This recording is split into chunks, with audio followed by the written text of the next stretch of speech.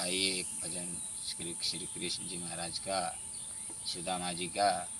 सुदामा जी के वक्त और समय बहुत बुरा था और उस वक्त में उनकी बीवी उनके पास भेजती है, कन्हैया जी द्वारकाधीश में। तो कैसे जा रहे हैं और कैसे कह रहे हैं, अरे प्रेम के भूखे प्रेम के भाव, प्रेम के तंदुल चबाने लगा है। प्रेम के भूखे प्रेम के भाव, प्रेम के तंदुल चबाने लगा है।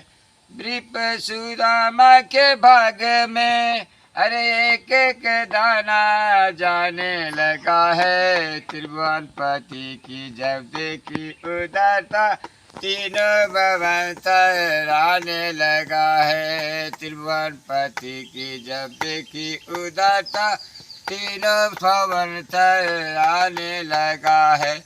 पहला मुट्ठी में स्वर्ग दिया है, दूसरा में वैभव दिया है। अपना निवास उदान दिया है, कैसा दानी मेरा कहना है। अपना निवास उदान दिया है, कैसा दानी मेरा पिया है।